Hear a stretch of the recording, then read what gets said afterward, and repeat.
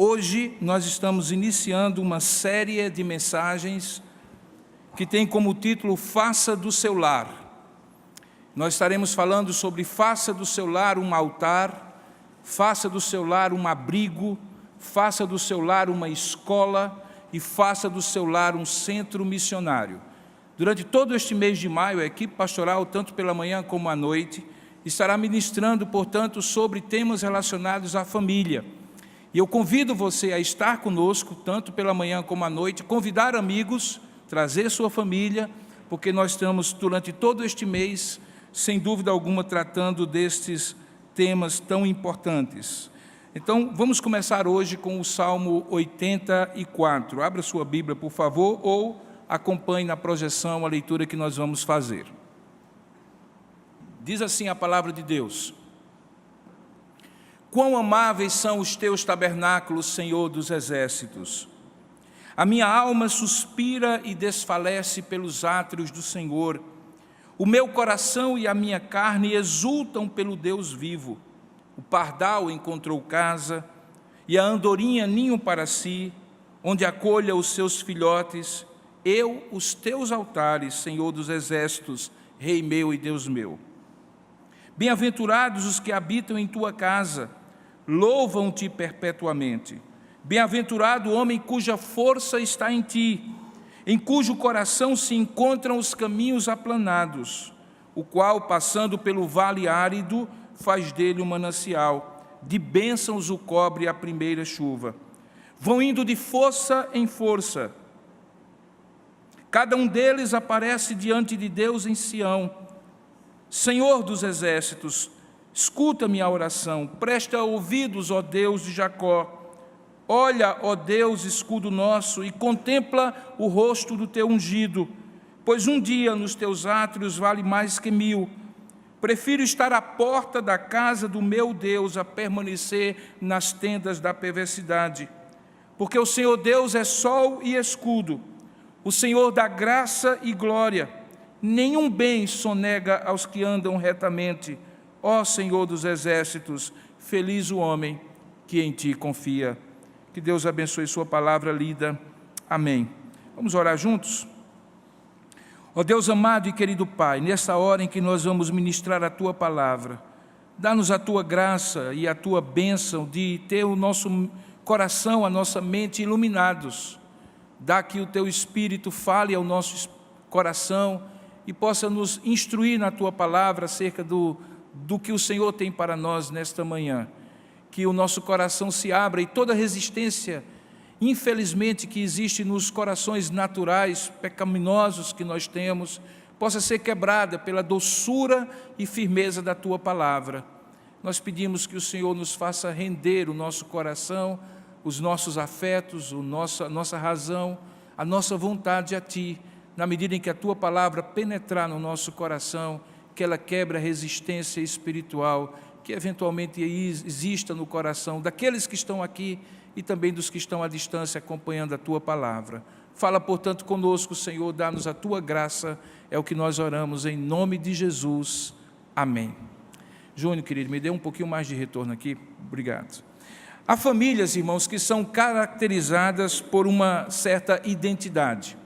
Basta mencionar o nome e logo você vai associar o que caracteriza essa identidade, logo uma associação é feita. Por exemplo, para aqueles que gostam de lutas marciais, se eu falar de família Gracie, todo mundo vai saber, Hélio Gracie, Carlos Gracie. A família Gracie, que inventou o jiu-jitsu brasileiro, é conhecida como sendo uma família de esportistas, de artes marciais. Se eu falar da família Jackson, você vai logo lembrar, especialmente os mais antigos, de Jackson 5, Michael Jackson e assim por diante. Todos cantores, todos artistas. Se eu falar de a família Rothschild, você vai logo lembrar de banqueiros, ricos, judeus. Todos têm uma identidade. Talvez a sua não seja tão clara, talvez você não seja parte de uma família de esportistas, de artistas, de lutadores, de empreendedores, mas cada família tem sim uma identidade muito clara, até mesmo quando não é família. Eu me recordo que na Copa do Japão e da Coreia, o então técnico de futebol da seleção brasileira, Felipe Scolari, cunhou uma expressão chamada família Scolari. E a ideia que ele queria dar era que todos aqueles jogadores que vinham de clubes diferentes agora se irmanavam numa só família esportiva para trazer o pentacampeonato ao nosso país. Cada família, portanto, tem algum tipo de identidade, associada muitas vezes ao que ela faz, naquilo que ela se envolve, naquilo que ela produz e assim por diante. A minha grande pergunta é, se sua família não tem nada de especial, como a minha não tem, se você falar da família Grangeiro, talvez você imagine um bocado de criador de galinha, não é o caso, porque o meu Grangeiro não é com J no meio, é com G. Portanto, se você confunde as coisas, por favor, não pense que eu crio galinhas. Na verdade, eu tomo conta de ovelhas. Gostou do trocadilho? Foi meio famigerado, mas enfim. Se sua família não tem nada de especial, como a minha não tem nada de especial, então, certamente, você deve estar se perguntando, o que é que pode caracterizar a minha família?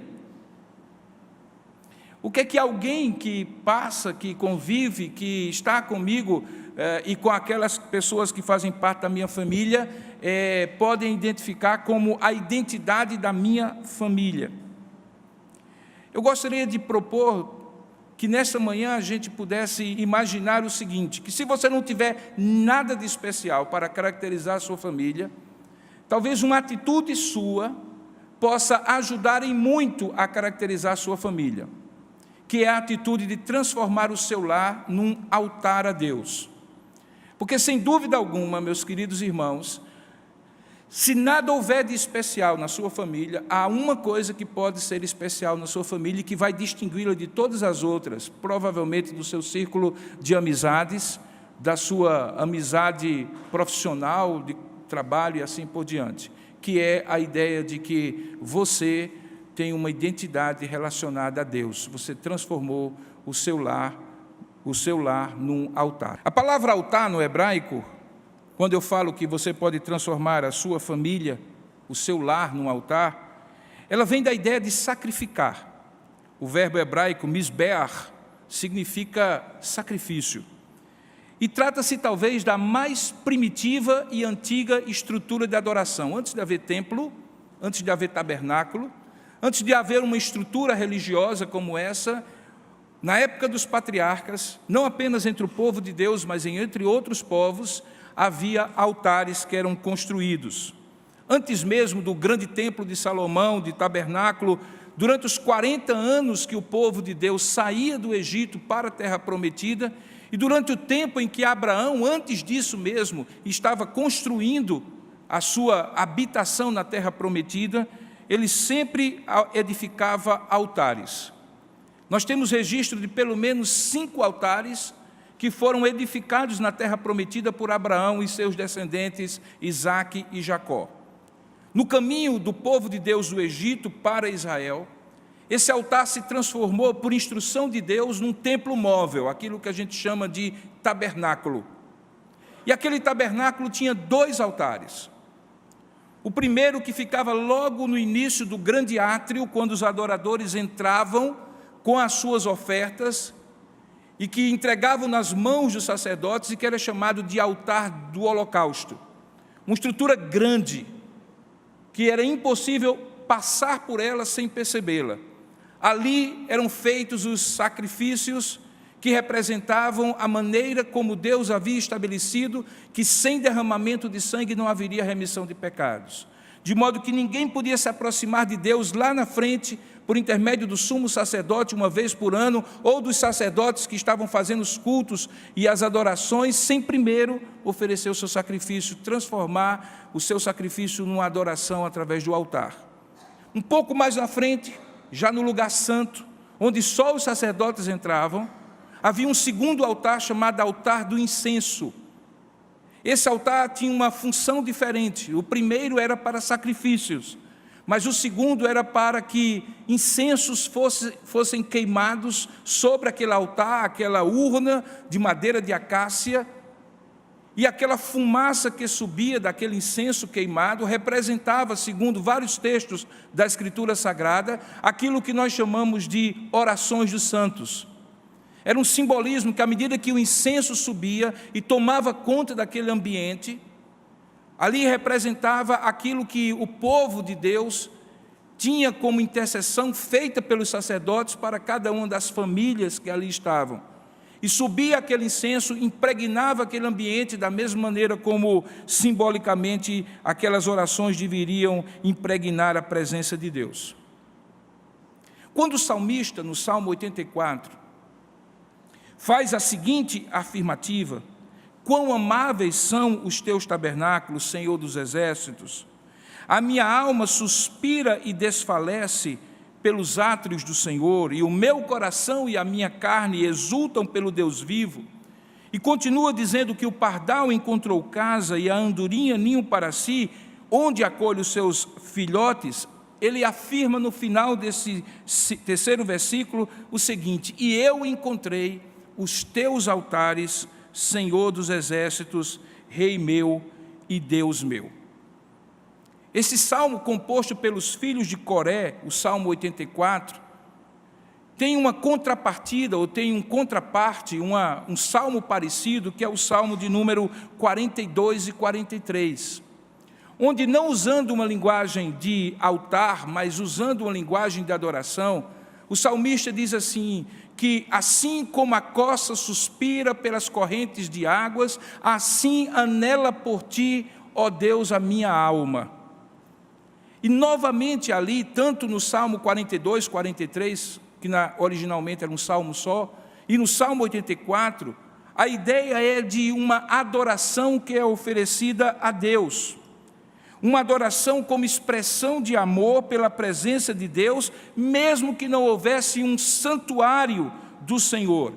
O que me leva então a acreditar que tanto o Salmo 42, como o Salmo 43, como o Salmo 84, revelam uma adoração que está antes, ou que ocorre antes daquele adorador, assim como você sair de sua casa e vir para um lugar de adoração chamado igreja, ou templo, ou tabernáculo. Tem a ver com adoração familiar. O Salmo 42, o Salmo 43 e o Salmo 84, portanto, representam para mim indicativos de como é que eu posso transformar o meu lar num altar a Deus. E eu gostaria de iniciar essa série do mês inteiro com o que é mais importante. E o mais importante não é que o seu lar tenha a televisão de última geração, tenha o conforto que o seu trabalho suado permita que você tenha a vista maravilhosa para a praia ou para a montanha, tem a cama mais confortável, a cozinha mais abastecida, a geladeira mais cheia. Se você é cristão e você compreende que a sua família é algo que Deus lhe deu como expressão do seu amor e da sua graça, eu lhe desafio, eu lhe convido nesta manhã a pensar que a coisa mais importante para você é transformar o seu lar, a sua casa, a sua família num altar a Deus. Porque é isto que vai fazer a diferença.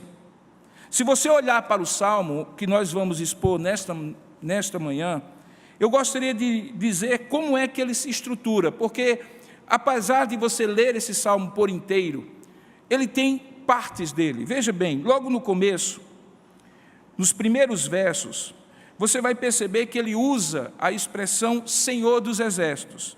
Ele usa essa expressão logo no primeiro verso, quão amáveis são os teus tabernáculos, Senhor dos exércitos. Depois, ele usa no verso 8, Senhor dos exércitos, Senhor Deus dos exércitos, escuta minha oração. E depois ele chega no versículo 12, ó Senhor dos exércitos, feliz o homem que em ti confia. Essa expressão que ele usa, Yahvé Tsebaot, que significa Senhor dos exércitos, é, portanto, usada pelos salmistas Coré, os filhos de Coré, 3 vezes. E ele essa expressão divide o salmo em 3 partes. Se você olhar direitinho, você vai ver que na primeira e na terceira parte, há 2 orações dirigidas a Deus. A primeira é, quão amáveis são os seus tabernáculos, Senhor dos exércitos, a minha alma suspira e desfalece pelos átrios do Senhor. Eles estão se dirigindo a Deus. A segunda oração é quando no verso 8 ele diz assim, Senhor Deus dos exércitos, escuta minha oração, presta ouvidos, ó Deus de Jacó. Entre uma e outra, exatamente do verso 4 ao verso 7, há uma declaração. Então o Salmo se estrutura assim: uma oração, uma declaração, uma outra oração e no final uma frase de conclusão. E a frase de conclusão retoma a ideia de Senhor dos Exércitos, porque ele diz: Senhor dos Exércitos, feliz o homem que em ti confia. O que eu gostaria de propor para a sua reflexão hoje é que cada uma dessas partes revela um que Deus deseja que você edifique o seu lar, que você torne o seu lar um altar. Cada uma dessas divisões representa, portanto, um aspecto desse altar que você deve edificar a Deus. Faça, portanto, do seu lar um altar, em primeiro lugar, como uma extensão de sua vida pessoal de adoração a Deus, que venha a influenciar a adoração de sua família. A primeira parte, portanto, fala de um altar que transforma a sua vida pessoal em uma vida de adoração a Deus, e que isso influencia toda a sua família para adorar a Deus também.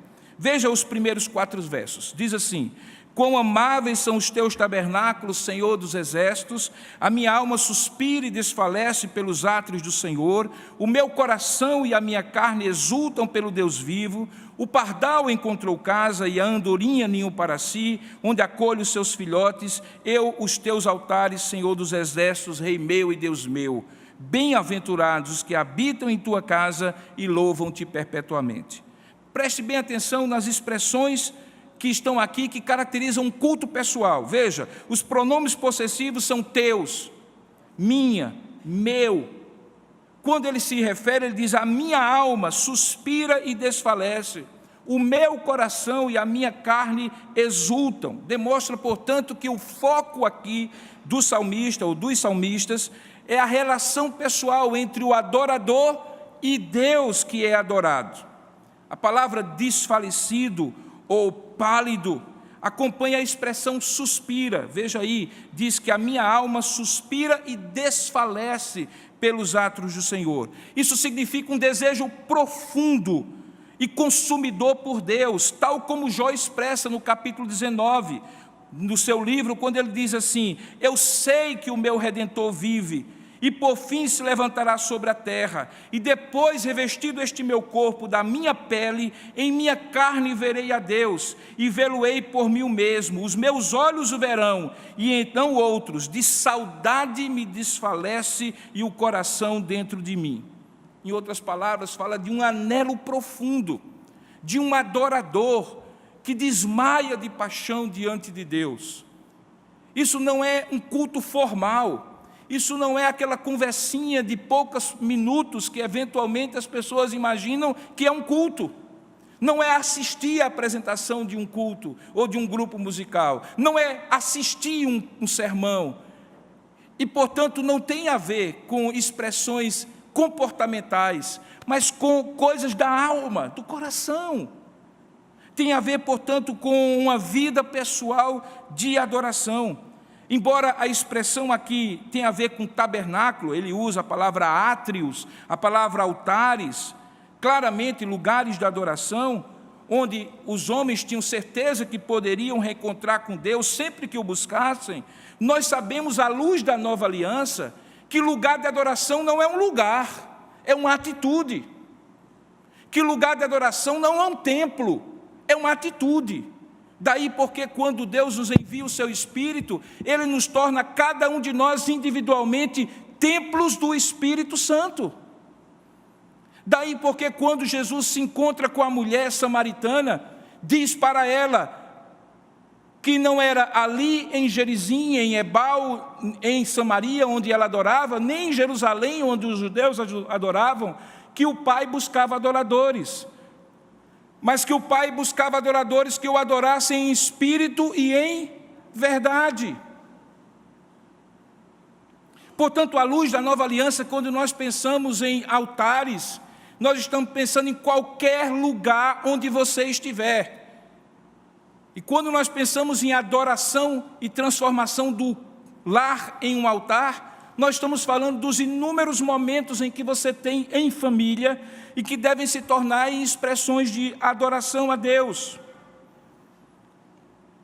Ora, se qualquer lugar é um lugar em que pode-se edificar espiritualmente um altar de adoração, por que não começar no nosso lar? Essa expressão não está restrita, portanto, a um lugar físico ou a uma localização geográfica, mas está a uma atitude, seja uma casa enorme ou um kitnet minúsculo. Se você deseja transformar o seu lar num altar a Deus, a atitude deve ser aquela que eu encontro aqui nesses salmistas.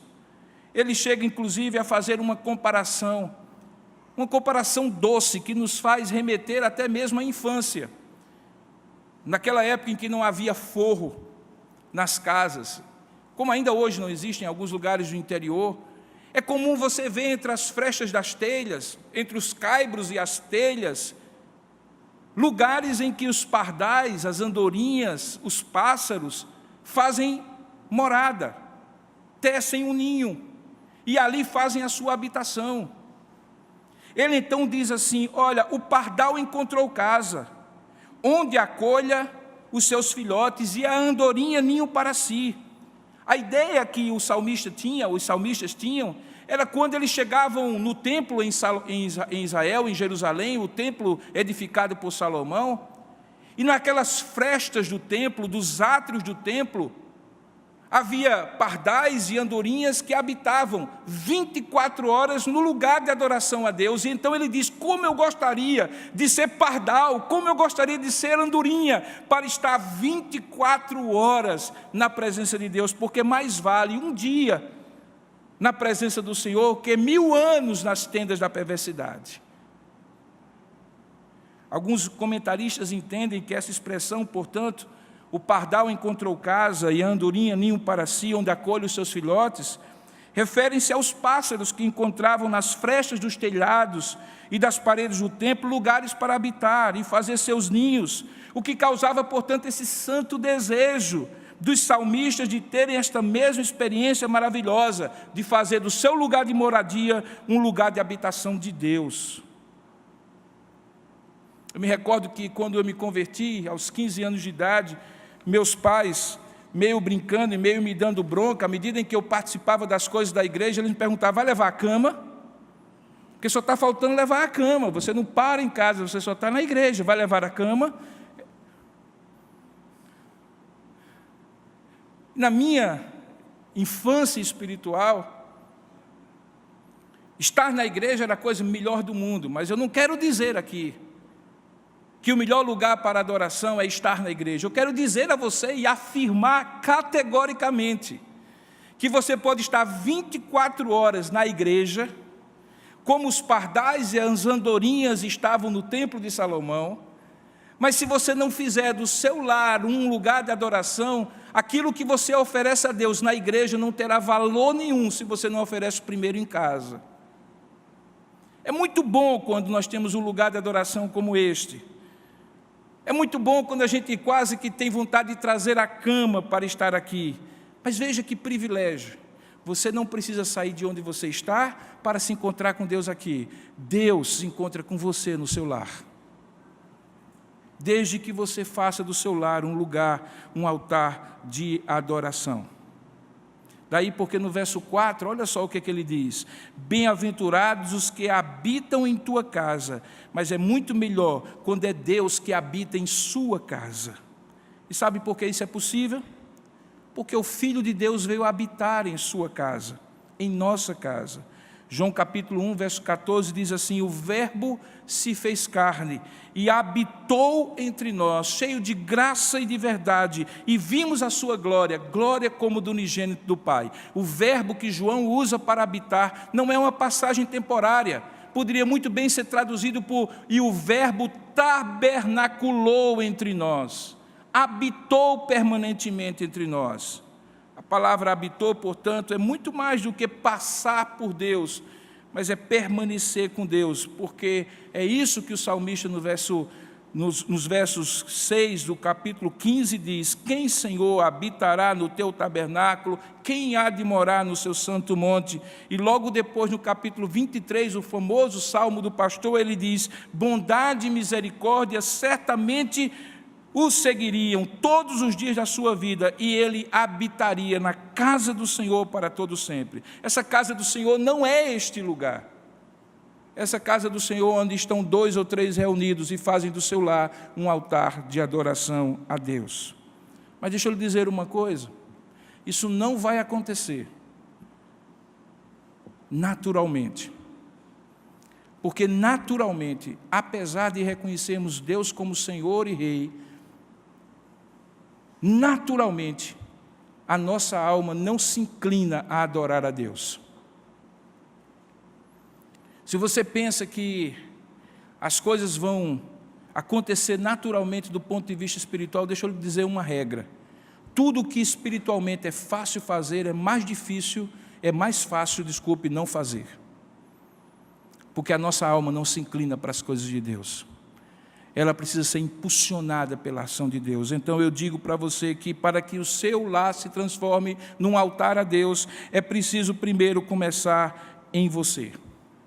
É a sua alma, meu irmão, é a sua alma, minha irmã, é a sua alma, meu jovem, que precisa desfalecer e suspirar primeiro por Deus. É o seu coração e a sua carne que devem anelar primeiro por Deus, a ponto de quase desfalecer. Se você é o único crente da sua família, por exemplo, deixa eu lhe dizer uma coisa. Não ficará muito claro para as pessoas da sua casa que você de fato teve um encontro real com Jesus, se você secciona e segmenta a sua vida de tal maneira que você adora a Deus quando sai no domingo para o culto, como antes você saía para a missa ou para qualquer outro evento. Mas de segunda a sábado você vive como se Deus não existisse. Na sua casa não há um lugar de adoração, as pessoas não lhe veem adorando a Deus, orando a Deus, cantando a Deus, ouvindo as coisas de Deus. Você passa mais tempo no videogame, você passa mais tempo na televisão, nas séries do Netflix, em qualquer outra diversão. Casa para você não é lugar de adoração. E se casa não é lugar de adoração, o que é que você está fazendo aqui no domingo? É compensando os outros 6 dias? Se você é o único crente, portanto, da família,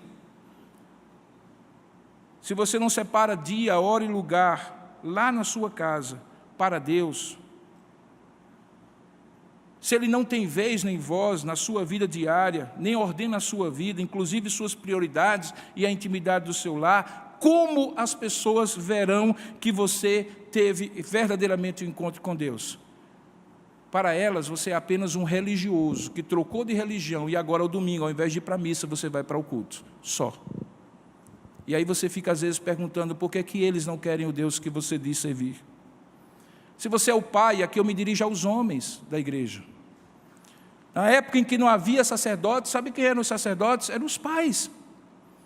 Os pais é que pegavam os filhos e a esposa e adoravam a Deus nos altares que construíam.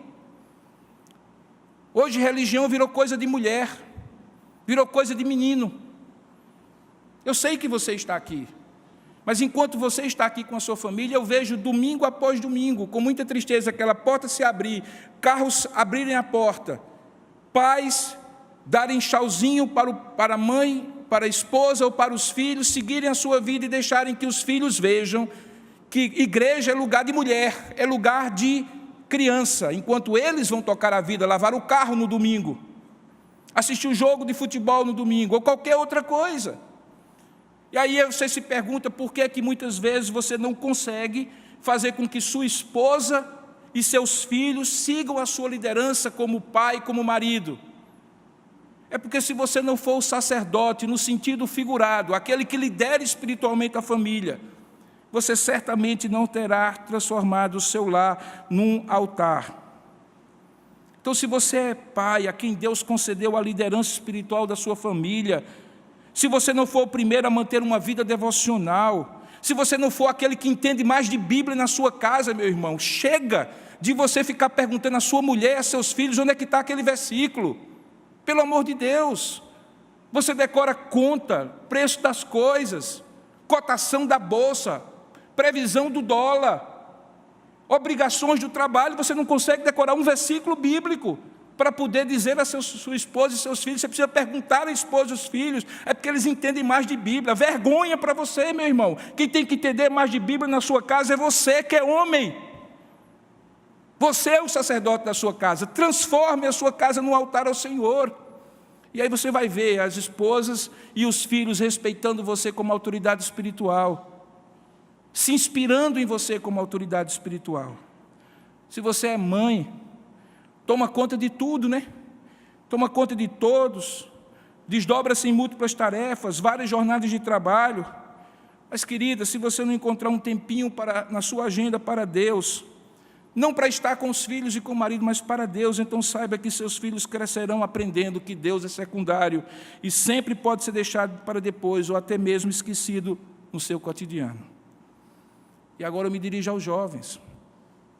Se você é um filho ou uma filha que deseja ardentemente ver os seus pais e familiares conhecendo a Deus, mas o seu tempo em casa, além de ser cada vez menor e mais investido em suas próprias tarefas e entretenimento, sem nenhum momento para vivenciar a sua fé, louvar a seu Deus, conhecer a sua palavra, testemunhar dos feitos de Deus na sua vida, pelo amor de Deus, como é que elas ouvirão? Como é que eles ouvirão se não há quem pregue e quem viva a fé dentro de casa, quem adore a Deus diante dos olhos deles?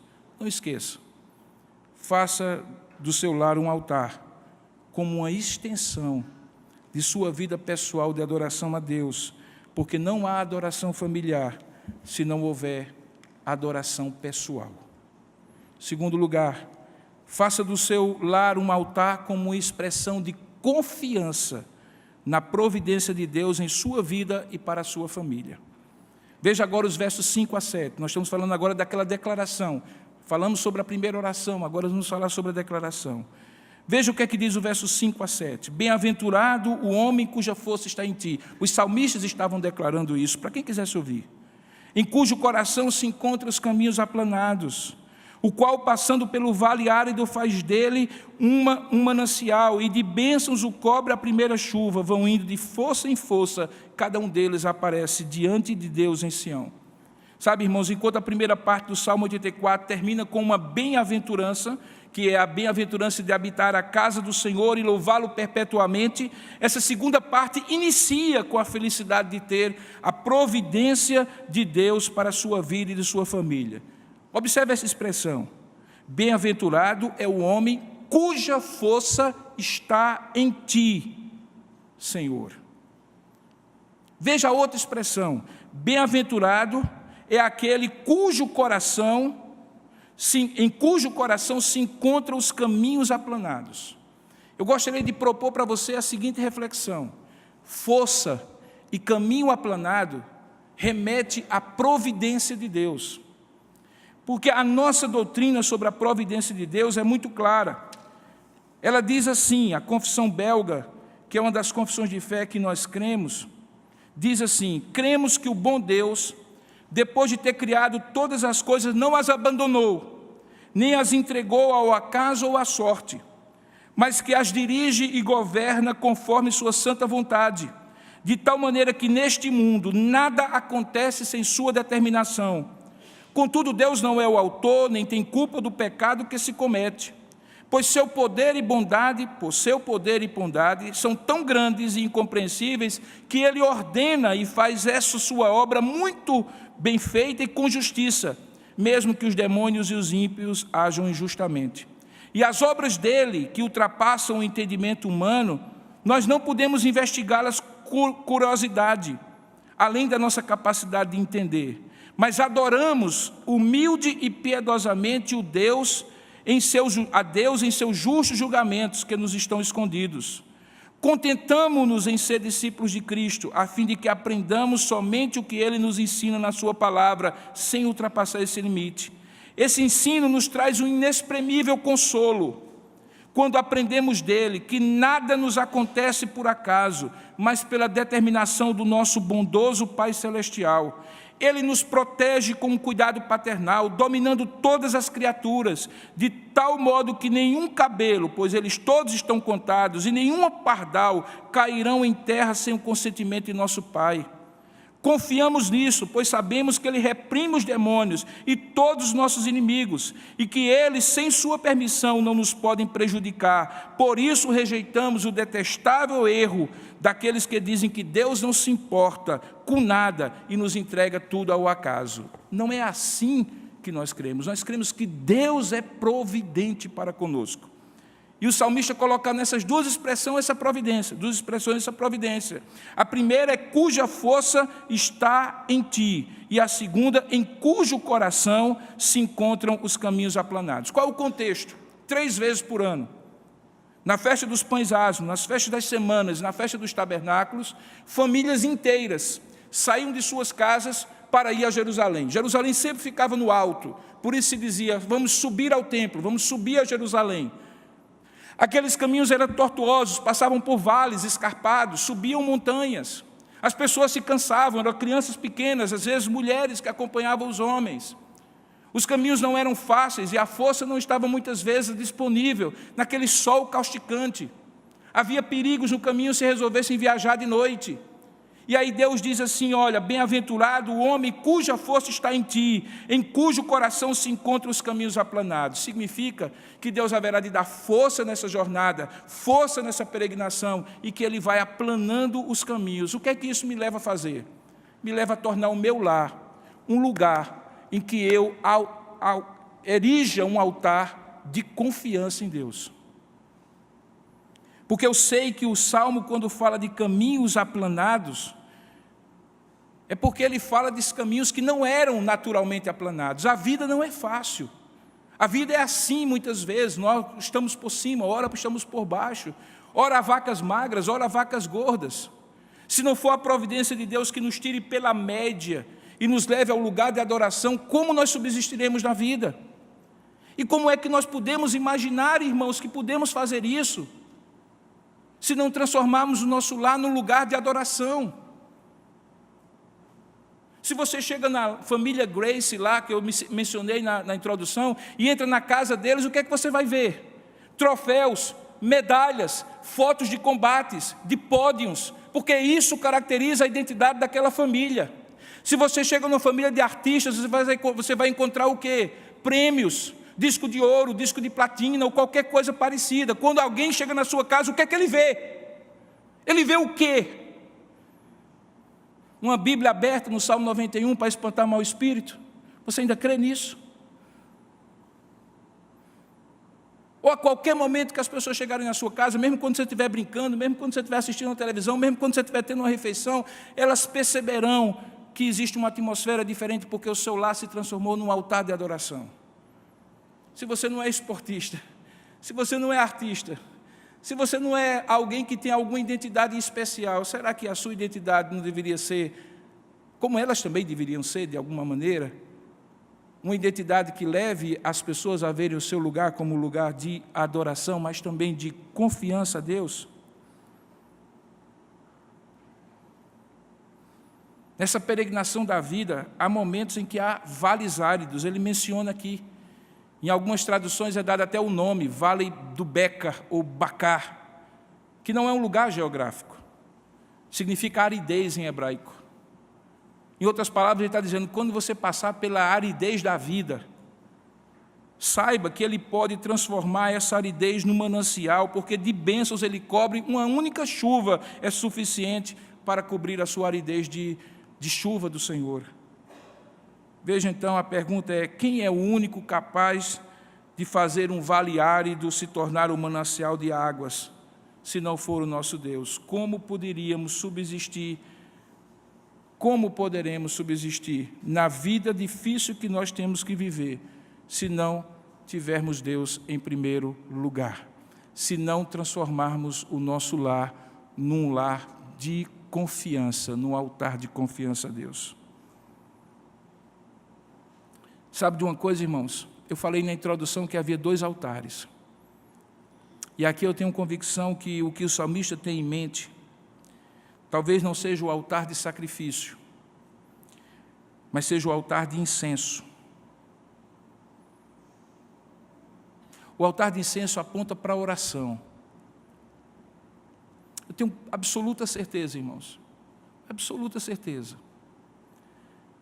que sucesso ou fracasso da sua vida, do seu casamento, dos seus filhos, está diretamente relacionado ao tempo de oração que você suplica diante de Deus por cada um deles.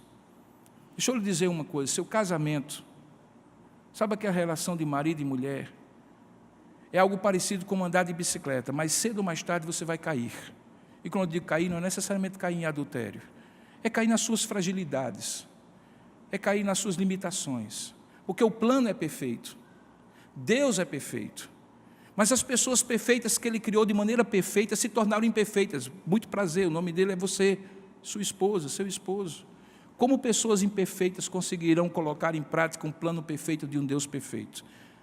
Só de uma forma, numa profunda dependência de Deus em oração. As pessoas falam muito de DR, discutir a relação.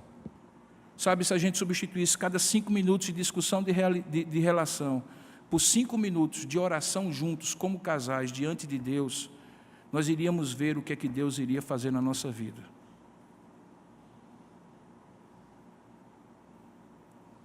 Por que não façamos do lar um altar que expresse confiança na providência de Deus para a sua família?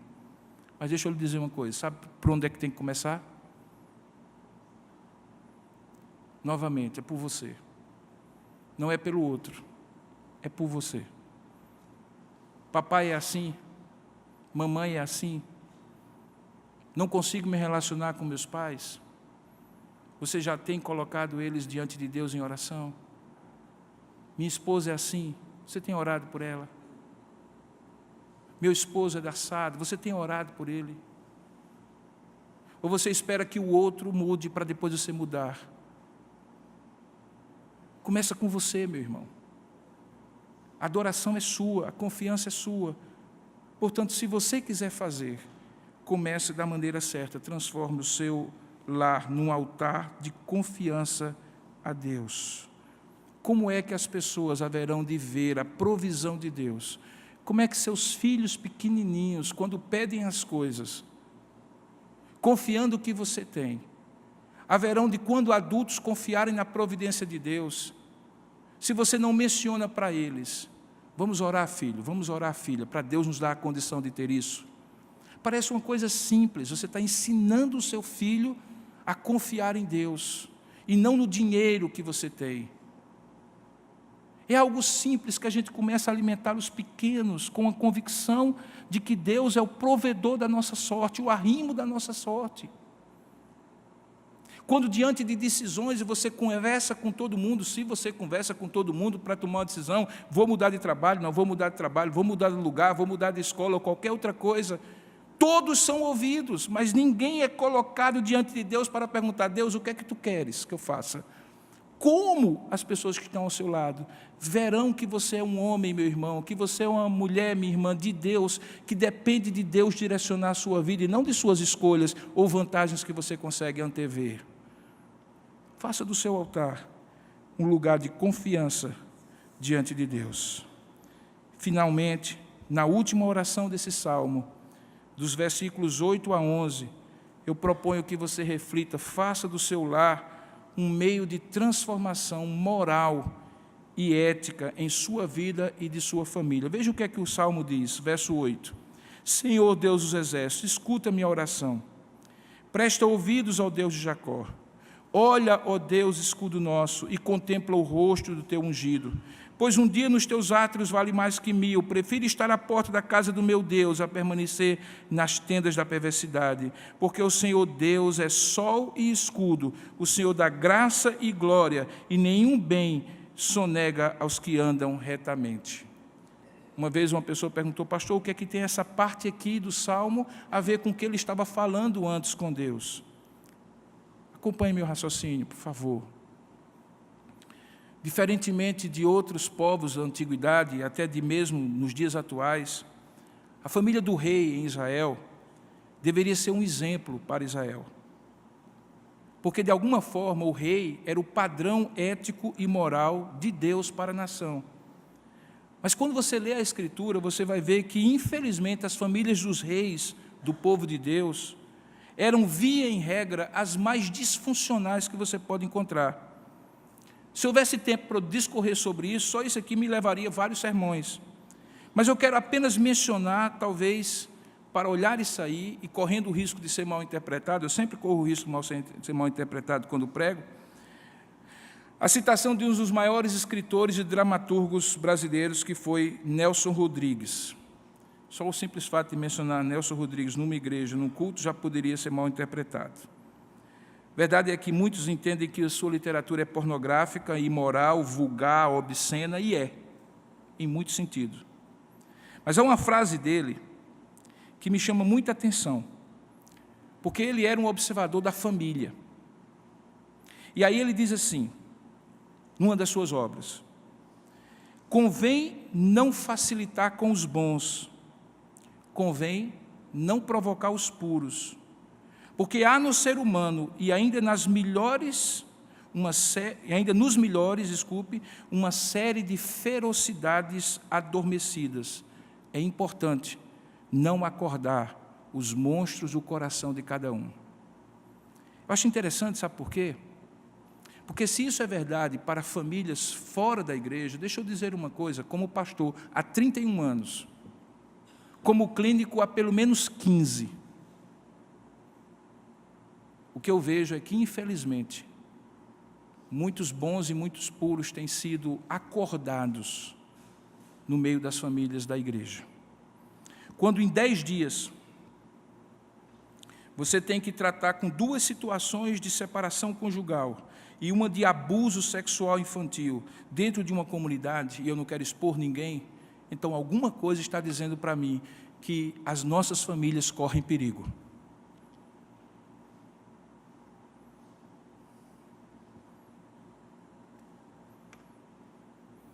Tanto quanto corria perigo a família do rei Davi. Por isso que quando Deus aqui usa esses homens para orarem, veja o que é que eles pedem. Olha, ó Deus, escudo nosso, contempla o rosto do teu ungido. Sabe a quem ele se referia? Ao rei, o ungido do Senhor. Por que era importante que ele orasse nesse momento? É porque o Salmo 84 foi escrito num momento crucial da história de Israel.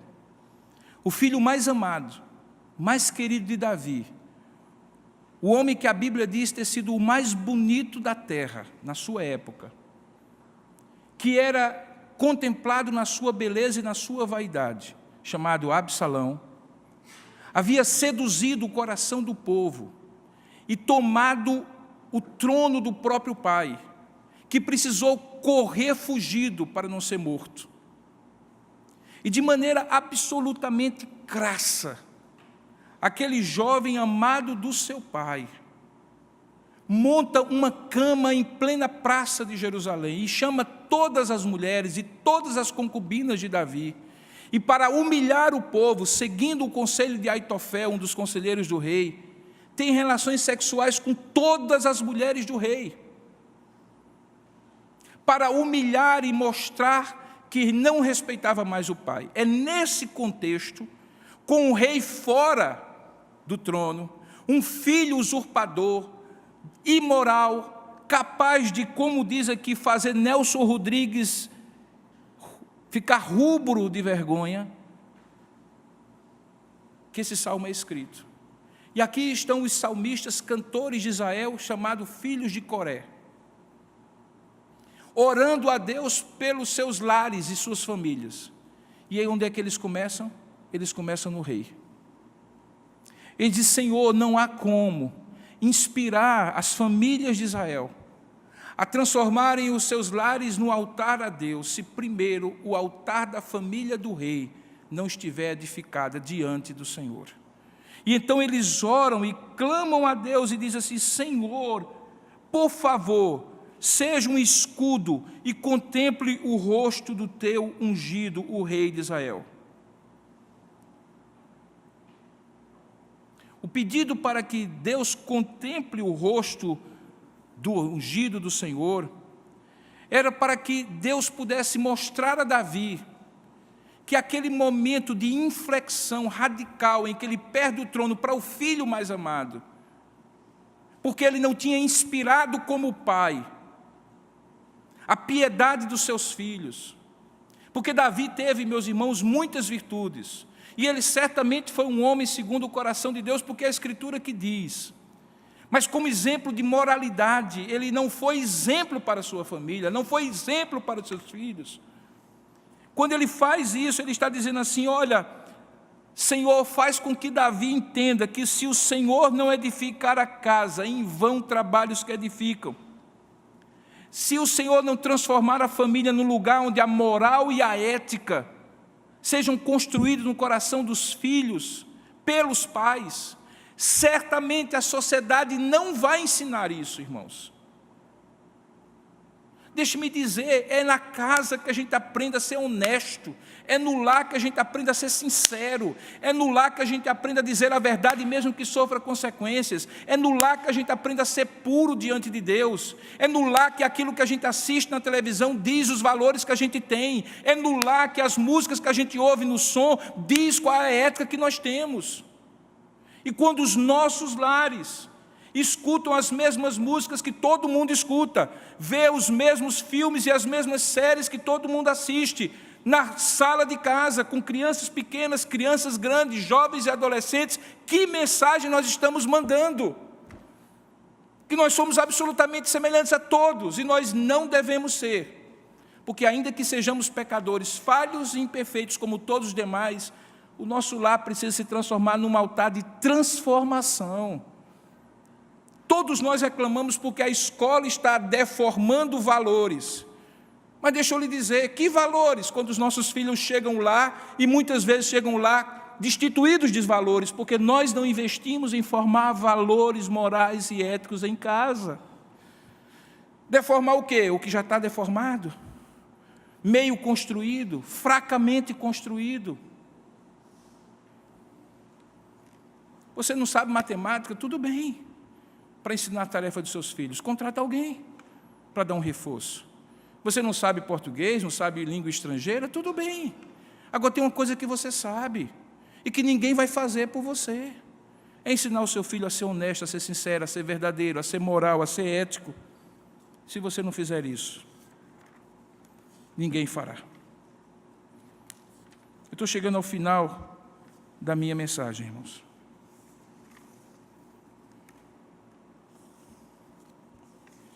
Deixa eu concluir com o que eu gostaria de compartilhar com os irmãos.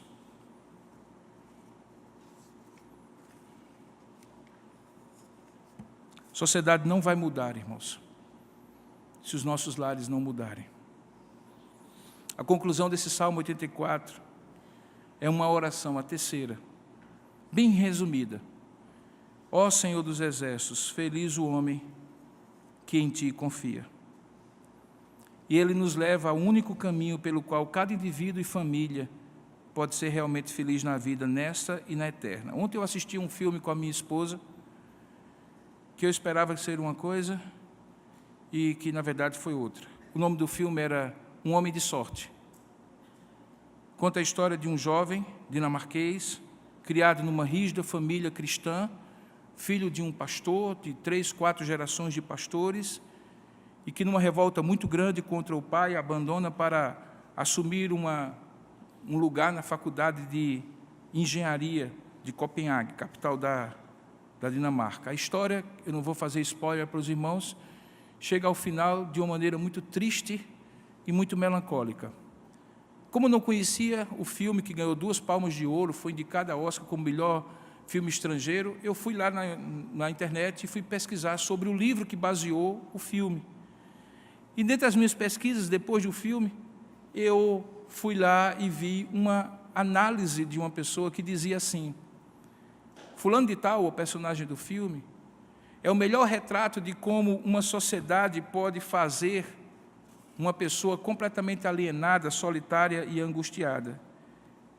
E aí, no restante da análise, eu parei um pouquinho e disse assim: não é bem isso que eu vi no filme.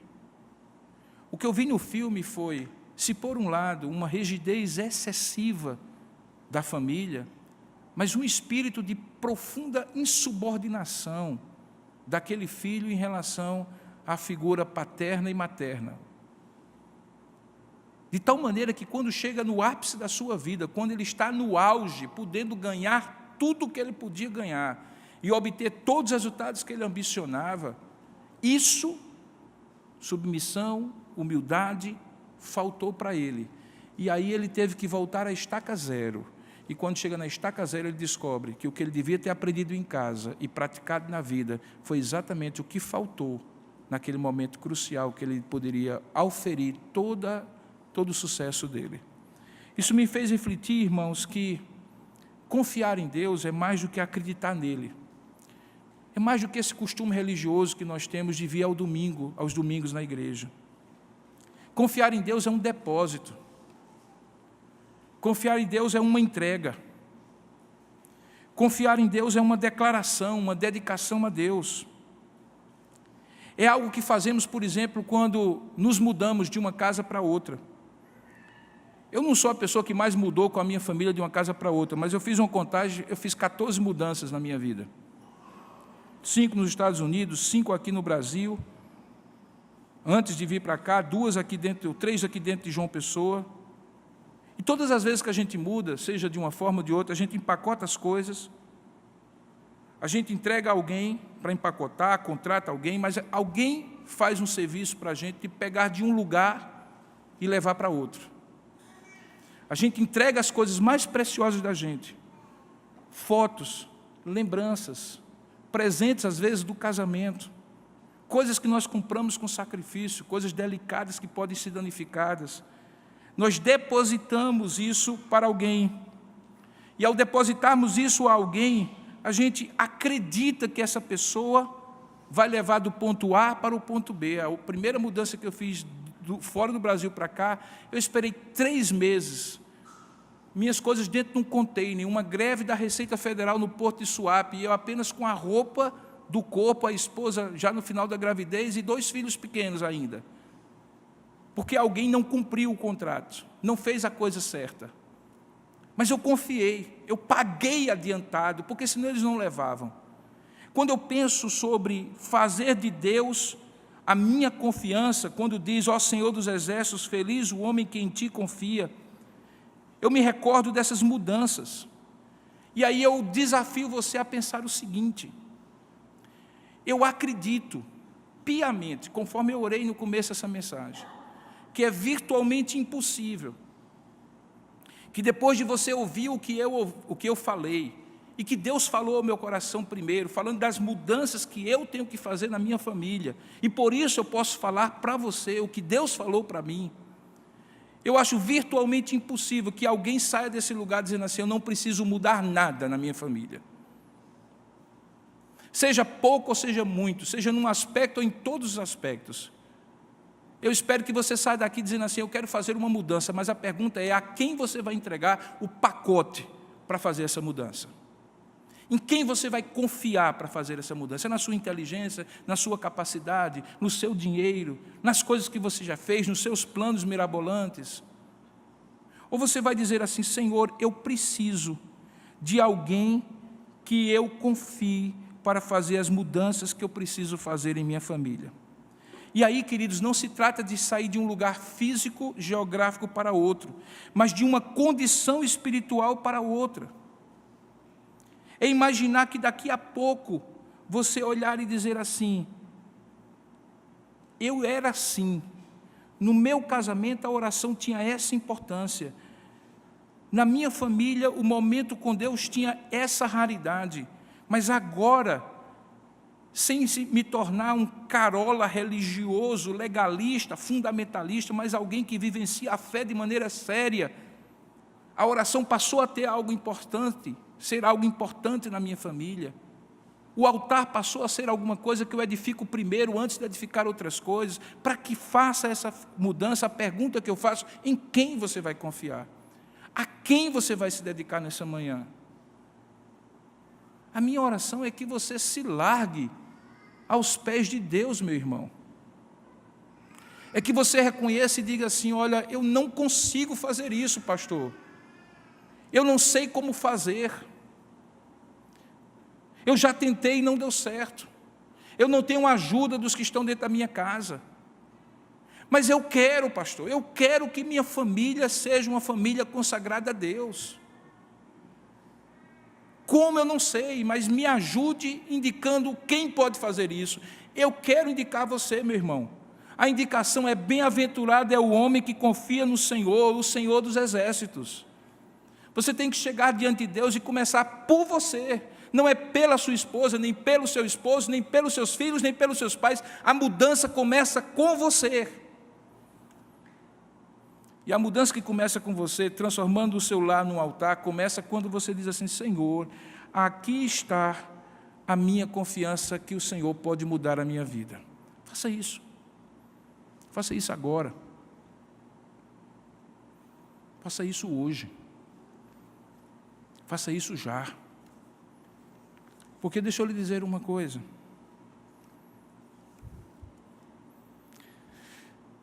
Não está fácil.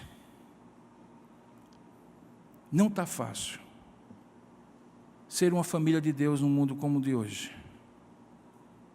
Não está fácil ter um casamento sólido, estável, satisfatório e abençoado como nos dias de hoje. Não está fácil criar filhos nos dias de hoje. Não se enganem, não se enganem, não se enganem. Não é uma hora lá em cima na escola dominical, não é meia hora aqui na igreja pela manhã, porque alguns dizem: se eu fui pela manhã não vou à noite, não preciso ir 2 vezes, que vai lhe dar condição de resistir no dia mau. Você sai daquela porta, ou às vezes aqui dentro mesmo, existem feras espreitando o seu casamento, espreitando a sua relação conjugal, espreitando a sua família, espreitando os seus filhos. O inimigo da nossa alma não descansa enquanto não destrói a sua família. Saiba disso. Ao sair daquela porta, você não está descendo para o playground. Você está saindo para uma luta. Quem é o seu escudo? Quem é o seu ajudador? A quem você vai entregar as caixas da mudança espiritual que você precisa ter na sua vida? Sai daqui sabendo que um altar precisa ser edificado no seu lar. Faça do seu lar um altar. Hoje à noite, conforme nós combinamos na equipe pastoral, nós vamos ministrar sobre um exemplo de como isso aconteceu na vida de um homem de Deus. Como ele edificou o seu lar um altar. E aí ficará mais claro ainda para você. Mas o que foi ministrado hoje já é suficiente para você sair daqui profundamente incomodado. Se você for crente, deixa eu lhe dizer com bem sinceridade, se você escutar o que você escutou hoje pela manhã, e bater como água em madeira invernizada, que não penetra e escorre, questione muito se você é crente. Se você não é só um religioso, que se acostumou a vir para a igreja, para o culto protestante, como você antes ia para a missa católica. E aqui não vai uma crítica religiosa, nada. Mas é porque muitos dizem assim: eu ia apenas por costume. A minha pergunta é: não é apenas o costume que ele tem trazido diante de Deus? Mas se você é crente, crente mesmo, eu rogo a Deus que você saia daqui tão conformado com o estado da sua família, do seu casamento, da espiritualidade do seu lar, que você diga assim: Senhor, transforma, me ensina, me guie, comece comigo. Eu quero me tornar um homem que transforma o meu lar. Eu quero me tornar uma mulher que transforme o meu lar. Eu quero me tornar um filho, uma filha que transforme o meu lar num altar de adoração, de confiança e de transformação espiritual, moral e ética para a minha família. Eu quero ser um instrumento de Deus. Curva a sua cabeça por um instante. Vamos orar juntos. Ó Deus amado e querido Pai, eu entrego cada coração aqui, dos que estão presentes e dos que estão à distância, nas Tuas mãos. Como entreguei o meu coração, na medida em que Tu ministrasse essa palavra ao meu coração, e falasse do estado espiritual da minha família, do meu casamento, dos meus filhos, da minha esposa. Assim também eu falo com a franqueza que tu puseste no meu coração, aos meus irmãos e irmãs, e rogo que sobre eles o teu Espírito os incomode, para que aquilo que eles sabem que tem que ser feito e não sabem como fazer, que sabem como fazer, mas não sabem com que poder vão fazer, que sabem o que tem que ser feito, como tem que ser feito, o poder que precisa ser, mas não contam com a colaboração dos outros, que o Senhor faça a obra de maneira transformadora. Pai, eu te peço, transforma cada família aqui, de 1, de 10, de 20 que estão aqui, em altares, ó Pai, onde o teu nome seja glorificado, onde o Senhor seja adorado, onde a confiança na providência de Deus seja fomentada, onde a transformação de valores seja continuamente feita a partir da modelagem do exemplo, a começar em mim, a começar em cada um, ó Pai. Ó Deus, transforma, Senhor, os nossos lares. Nós não podemos, Senhor, compreender como nós somos crentes em Cristo, se os nossos lares não refletem essa transformação que Cristo faz em nossa vida. Ajuda-nos a não ser hipócritas diante daqueles que são, dentre nós, membros da mesma família.